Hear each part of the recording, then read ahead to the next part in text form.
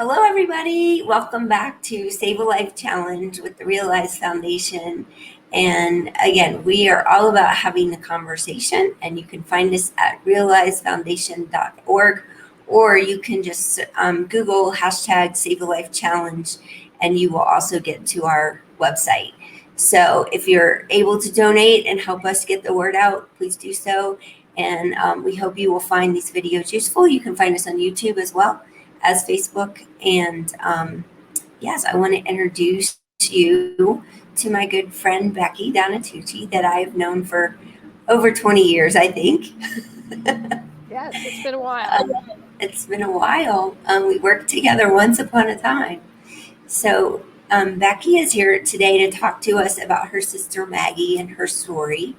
So I'm gonna let you take it away and tell us a little bit about your sister. Maggie was always so funny. I think when she graduated from high school, she was most likely to make the most friends. She was outgoing and fun, where I was always an introvert. So I was always looking up to my sister, my older sister. And she was just so funny, had a great sense of humor. And, she was just a fun person to be around. And, we grew up in a very small town, and we had a lot of fun together as sisters, only 3 years apart, you know, outside playing a lot, all of that stuff. But as we got older and had our own families, we tended to kind of not be as close as we used to be. And I know Maggie had some issues, and then she would try and keep those to herself and hide from the family. And there was a long time that we had that we didn't communicate very well. It was an issue on both our parts that we didn't communicate. And a little later in life, things got better. And she always said she had a problem with her parents, etc., but she really wouldn't say a lot about it. And but later in life, we were communicating better. We were seeing each other every year or so, at least for a little bit. We'd write back and forth. She'd tell me about her kids and then her grandkids. And she loved her grandkids. She was just such a doting grandma. And so we knew that she had some issues, but there was nothing glaring that came out. We never had a conversation about any of that, other than the fact that she was really troubled with family sometimes. And I don't, she would never really talk about that. But none of us had any clue that suicide was even in the mix, wasn't even considered. And she, living in a small town, was near, I think, 2 or 3 of her kids were right there. And she would see them often. And then when she took her life, it was just a shock. We were so shocked. And I was not very close to her kids because she kept everybody in the family at such an arm's length. I mean, she would communicate at that point, but only to a certain extent. And so I didn't know her kids as well as I would like to. But since she's passed, I have gotten very close to the kids. Or I feel like I've gotten closer to the kids. And that they wanted to know more about the family because she would never talk about it. And I think, that's a sign that we should have really tried to get into her head and see what's going on. And we just didn't know that she was that troubled. Yeah. So how you said you're 3 years apart and she's older. Correct. And how old was she when she passed? 60. 60. Yeah. And then we have, I have my one sister is the oldest, and then I have a brother who passed a couple years before she did from an accident. Um, but so she was pretty close to my brother, and she was pretty distraught when he passed away a couple years prior to when she did. Um, but it was just such a surprise for us. And I think back a lot about, could have I talked to her differently? Could have I asked those questions? And I know we all go through that. Did we ask the right things? Did we talk about the right things? The guilt and all of that stuff that you feel after something like that. Mm-hmm. Could I have done more? And of course, her kids did too. Yeah. Do you think her kids had any more insight into um, what was going on at the time? No, the only thing that I know of from the kids had told me is that she had had a breakup from a boyfriend, from a relationship that was about 2 years old. So it was within days after that breakup. Okay. Um, but I don't think any of us thought that that would have been such an effect on her. Yeah. Maybe it was just a last straw kind of thing. Maybe it wasn't really the big reason, but A culmination. mhm. Yeah. Mm-hmm. I think that I've talked to many people about this, and there are people who plan things way in advance, and then there are people who it's a very split second decision. Mm-hmm. Um, my situation was the latter. It was not something I'd planned at all. So it is like I just posted another video with Lisa, and she explained it like when you're in that moment, it's like you have something right here, and you can't see anything else. You can't see the people Sure. around you. You can't see, the blessings or the positive things in life. You just see whatever that pain is that's right there. Sure. And a lot of people think like, well, it's selfish or it's whatever other word I was trying to think of. But it really is that people just want to end their pain. They're not thinking about how it's going to affect someone else most of the time. And they're also not thinking that they matter. They're thinking that people around them would be better off without them. And I don't know why, but I can tell you that that's what, if you study it, that's what it tells you. It's like it's not that. Sometimes if people are planning, I've talked to a couple people who have planned something ahead of time and actually either lived through it or not gone through with it, which is why I got their story. But they planned something in a way where they thought everybody else would be taken care of if they were Right. gone. But then there's many situations where it's not something that is planned or thought about ahead. So it's just so painful for us that are left behind because we don't know the answers. We don't know Right. why sometimes. Um, Sometimes it's somebody that has talked about it for years and years, and they've struggled with it, and then but it's still a shock and it's still hard. So I'm wondering, like, what are some of the things that helped you cope after her passing?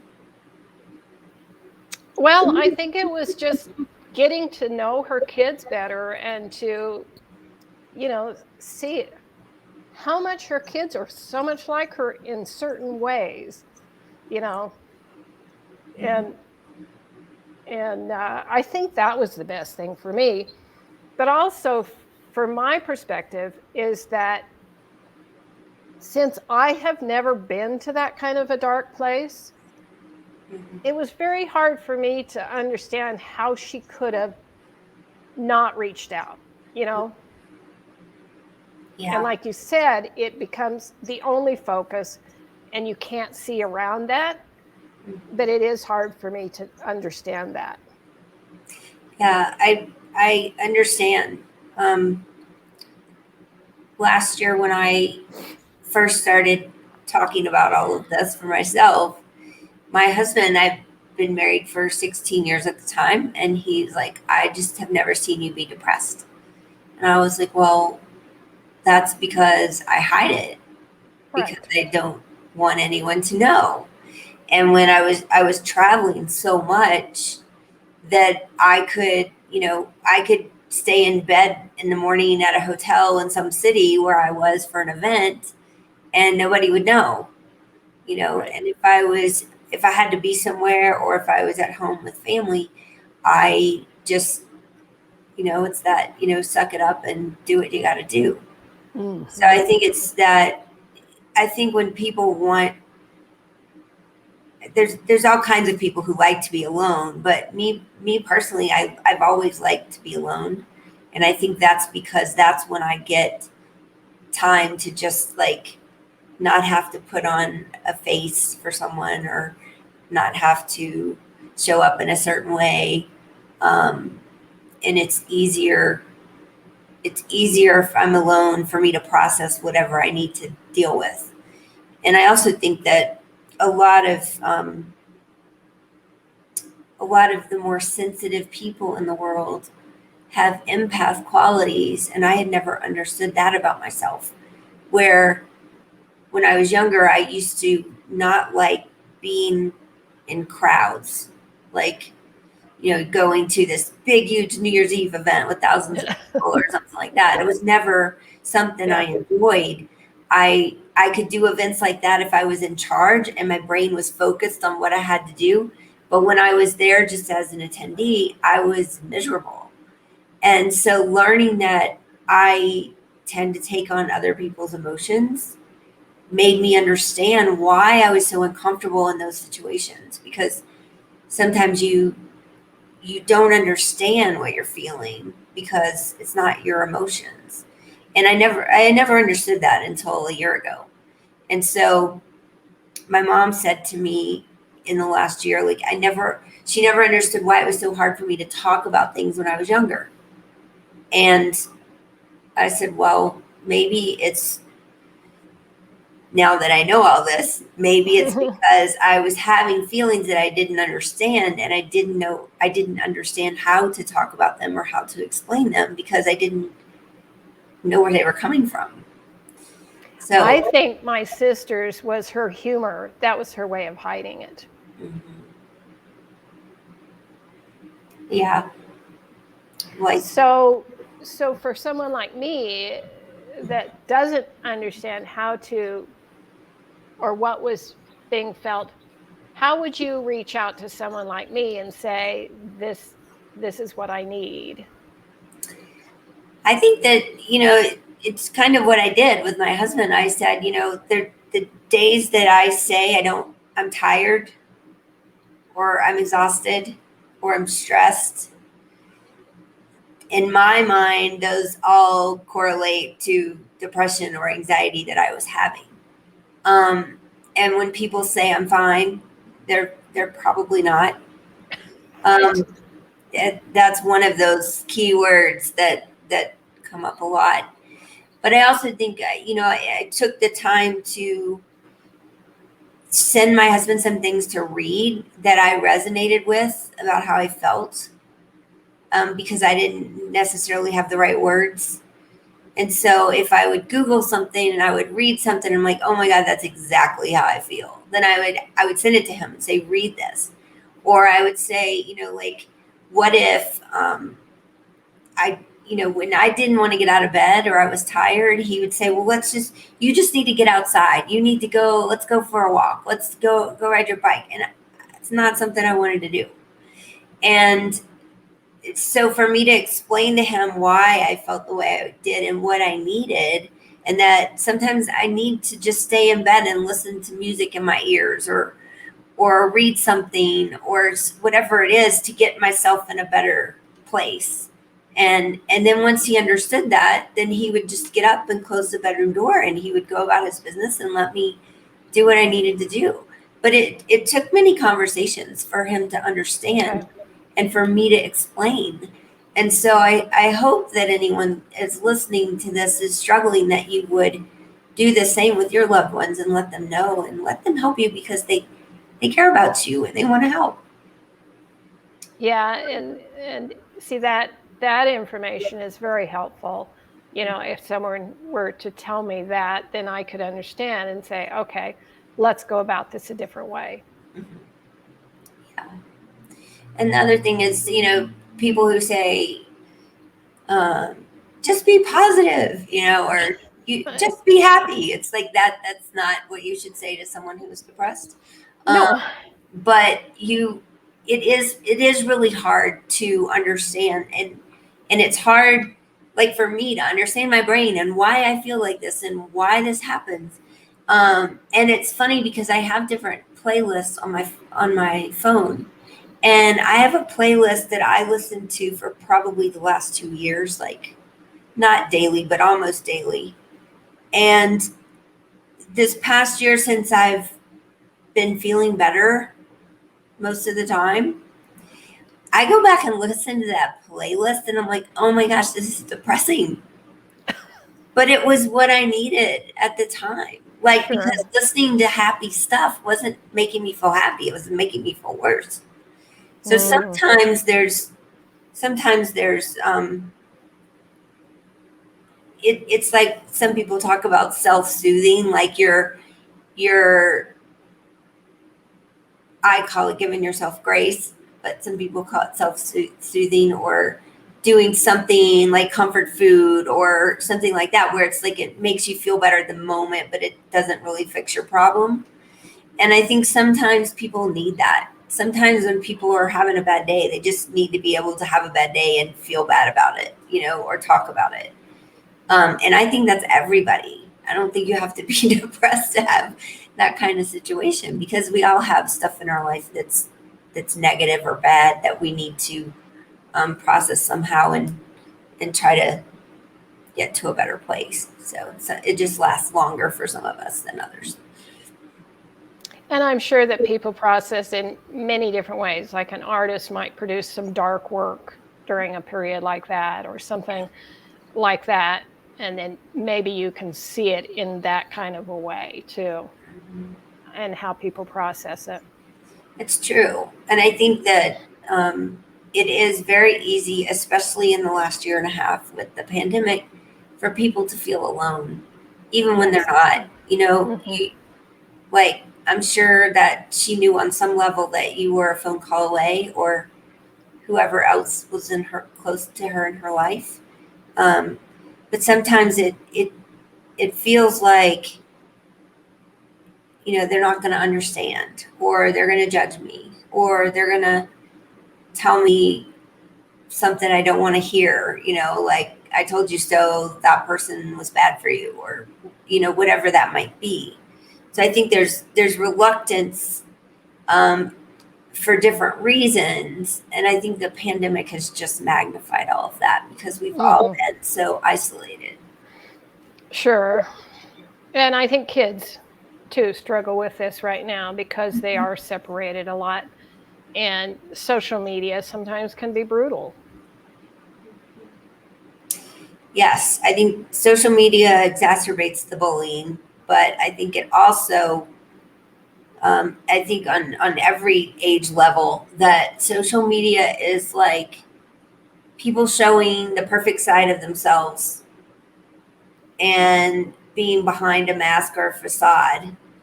And the people looking at it are saying, well, they have everything, why can't I?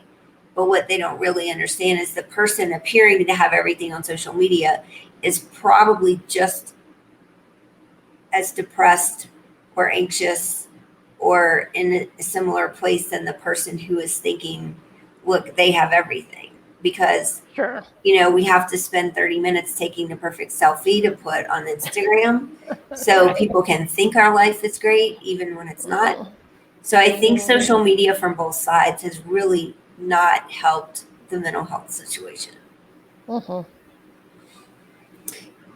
It's been, I don't know, I think it's a huge culprit in our younger generation too, because people are, the kids these days are so used to looking at a screen and not a person, and not having that physical, playing outside or hugs or whatever it is. They're on their screen, either playing video games, looking at social media, now even doing school. Like it's just a lot, and you need time away from it. Kids don't go outside and play anymore. Mhm. Yeah. Well, do you have any last thoughts for anyone who is maybe going through what you've been through? Um, just trying to tell yourself that there's nothing that maybe you could have done about it. That person probably was going to do what they intended to do, regardless. Um, Mhm. but there's always that chance that you can help. But after the fact, you can't blame yourself. Mhm. You just can't. I think it's also too important to remember that it doesn't mean they didn't love you or care about you. Yes, Yes. because you go through those emotions for sure. Mhm. Yeah. So it's something inside of them that is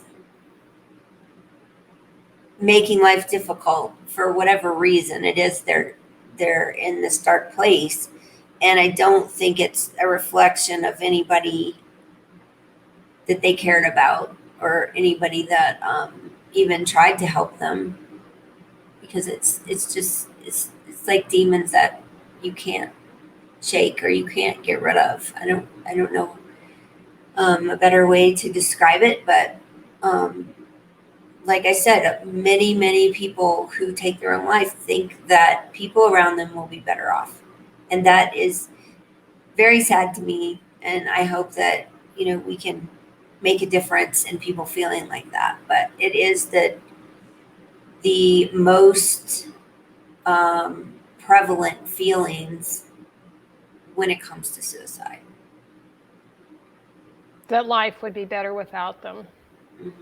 Hmm. And And that's such a sad thought. Such a sad thought. it is. It really is. And that's why I think if we can make people have more conversations, then we can make sure people know that they matter to us, and Hmm. don't just assume that they know how you feel. Is important, as well, because it could help them get over that hump, and also getting them to tell you, how can I support you? Is it just leave you alone and let you sleep, or is it just come sit on the couch and watch a movie with me?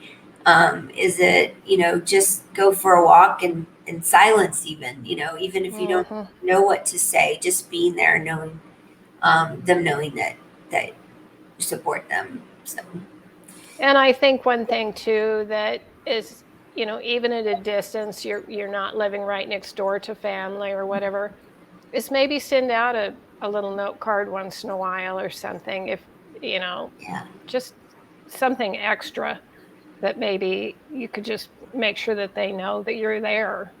yeah, that's true. Or maybe, well, I think it's also that people are busy. The world is busy, right? And so I think it's easy for people like me to make an excuse that I'm too busy to have a conversation or to get Yes. together. Hmm. And sometimes Absolutely. that's totally valid, and they are really busy and they don't have time in their schedule. And sometimes it's just because they either don't want to talk about it or they want to just be alone. And so I think sometimes if we see something, if we see signs that something's different than normal, we were I was doing some talks with first responders a couple months ago, and we were talking about how maybe that person usually comes home and takes out the trash, or they come home and do something around the house that they do every day or on a regular basis, and they're not doing that. Like, they'll just come home and maybe ignore whatever that is. And maybe that's a sign that something's a little off or a little wrong. And maybe if that's happening with someone you care about, you could notice it and not like jump on them for not taking out the trash, but maybe like, hey, what's going on? Like, you don't seem yourself, or something like that. So Distracted maybe by, sure. yes, exactly. Well, Becky, thank you so much for sharing with me Oh, today. you're welcome. Thanks, Dina. I hope that this makes a difference in somebody else's life. I do too. Well, we will remember your sister Maggie, and Thank you. remember the good memories, and hopefully it's brought you closer to her children and grandchildren. So that's a good thing. Yes. So for anybody watching, you can find us again at realizefoundation.org, or you can just Google #SaveALifeChallenge. All of these videos are on our Facebook page and on YouTube under Realize Foundation. And I am about to go in and put more information around all the videos and hashtags so you guys can find the ones that you're looking for, because we discuss a lot of different topics. So basically, our Save a Life Challenge is all about having a conversation. And we believe that getting people to talk, whether they're the one struggling or whether they're a friend or loved one of someone struggling, that it will help us kind of decrease the stigma and help people get the help they need to get better. So thank you for joining us. And again, just have the conversation. Thank you, Dina. Abby, I'm going to end this. Okay.